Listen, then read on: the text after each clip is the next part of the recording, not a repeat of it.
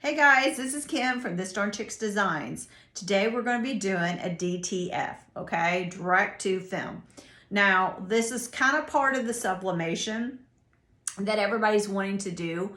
However, it's not, it is like sublimation, but it's not. However, you can use sublimation inks for this, okay? So I'm going to show you how I actually make mine on my Sawgrass 1000, okay, SG 1000, and the program that actually comes with it, okay? Okay, so now we got my image on here, and this is coming from the Creative Studio. It took a little bit. I think it's just due to like internet connections, because since I'm all the way towards the back of the house, my internet is a little slower because the modem's already up there.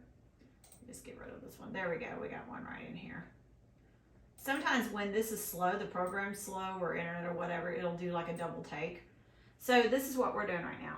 This is the one that I actually created in Canva, and I had already printed it out. So I know one thing. I know I already love this image. So I am going to go over here to where it says print.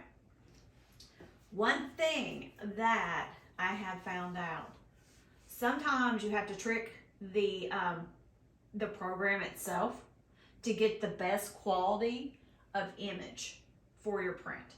So that being said, normally go up here, put US letter in, okay, because that's like an 8.5 by 11.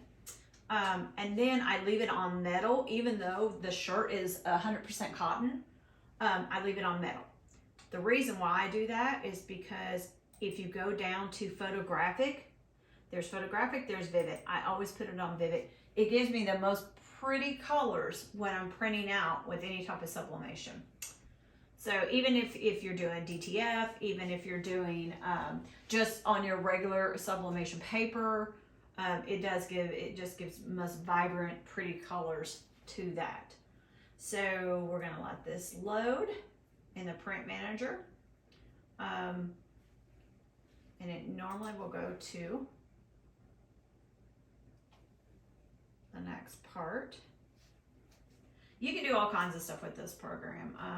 You know, you can crop, you can clear out the background of it if you don't want it to look white. You know, whatever you want to do, you can scale it up, scale it down, you know, rotate it, align center, your measurements, your objects, all that. I do a lot of t-shirts, like I like to do them for, you know, the fall and winter season. And then plus, you know, for my grandson and my granddaughter, I like to do that. So it does take, the one thing about Sawgrass I have noticed though, even with the program, mine, when I was able to actually go ahead and set it up, I couldn't do a Bluetooth on it. It was like wireless for some reason. So mine's actually connected to my computer. If I was to unplug this, it wouldn't print. So I'm still like in that process of trying to figure out, you know, why it's not doing that. That's just one of those things. So if you guys got any hints on that, let me know. But the DTF that we're going to be printing on gives you, it's a clear sheet of paper that it's almost like a vellum paper. So I'm going to show you that here in a minute. And let me just check over here, check my settings. All right. This is the vellum. It's very clear, okay? When you buy this stuff, okay, it's gonna show you, it's gonna say print on one side, so that's the one that you're gonna want to print on, okay? So I usually just pull out this back one here, because I know this is the side that we're actually gonna print on. Then I put a piece of copy paper right behind it, because this won't go in unless you have a piece of paper behind it, because it's so slick. So I'm going to go ahead and do that. Go over here.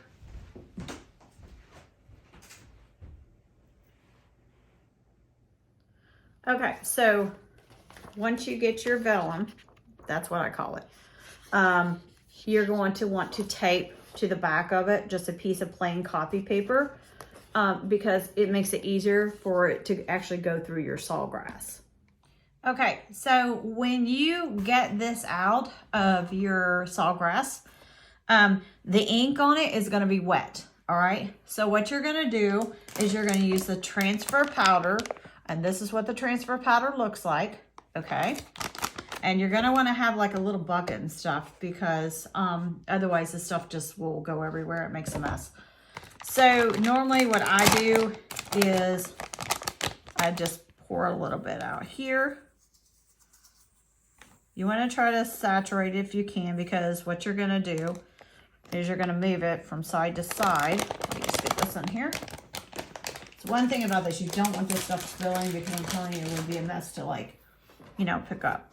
So what I usually do, okay, is take my little bowl here, or plastic bowl, and then just kind of tap it and go back and forth. Okay. You want to go from side to side because you want to make sure that the ink that is actually on there is coated. All right. That's why you need this little plastic container here. And I just kind of take it and pull it back and forth from side to side. Let me just pull this out just a little bit so y'all can see a little bit more there. Okay. You just want to make sure, and try not to get your hands on the ink because otherwise you'll smear it. But once you get that done, shake it off really, really good. Make sure that all your areas that you're wanting is covered. Okay. And then I usually just set this beside here. And then sometimes what you can do is if you've got like a brush or something like that, you can kind of go around it, the sides. Let me just use this one. That's not a very good brush, is it?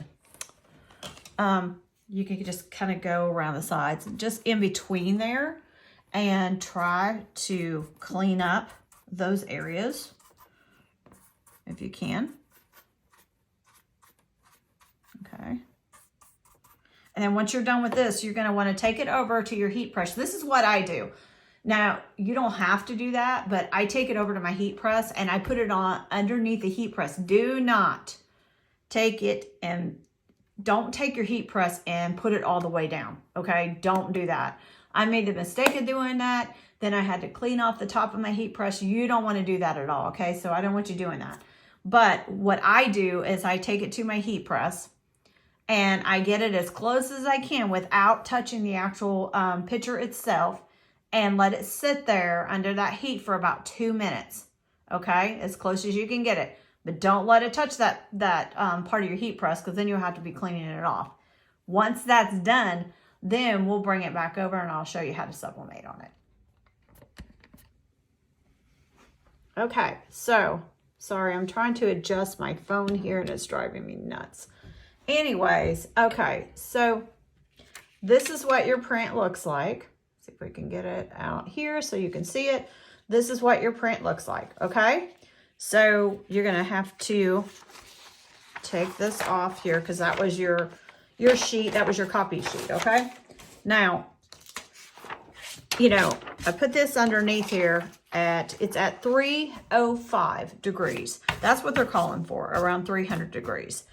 Then once you do that, they want you to actually go through, but you have to use their products with this. So I guess there's like something to bake this in and all that. Well, I just use my the heat that actually comes from my Caesar, okay? Because I mean, that's my t-shirt press, so the heat, as long as you don't get it down there too close, you're fine.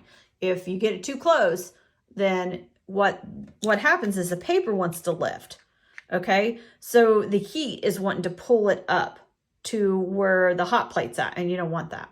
So once you get it all done, okay, then you're going to take your t-shirt, okay, and let's lay this to the side here really fast. Get all this off here. Sometimes, like I said, that powder can become a mess, so you've got to make sure that you don't get any of it on the back or on your, you know, your table or anything like that. So I'm going to go ahead, we're going to put this over here. And this is the shirt that I'm putting it on that I bought the other day. Then you're going to want to figure out what area, like how you're going to want to put your design. So mine, I mean, this could go either way. It's just that type of design, but this is the way I made it for me. Okay. Place it down. All right. I put heat tape around it just so it doesn't fall off or lift. Because I have a smaller press, t-shirt press, I can't get the whole thing in the way I want to. So I kind of have to do some things to the side and then other things that I'm fine with. So make sure you're using your heat tape. Do it all the way down here to the side. Kind of pull this up just a little bit because you want to actually get this area here too.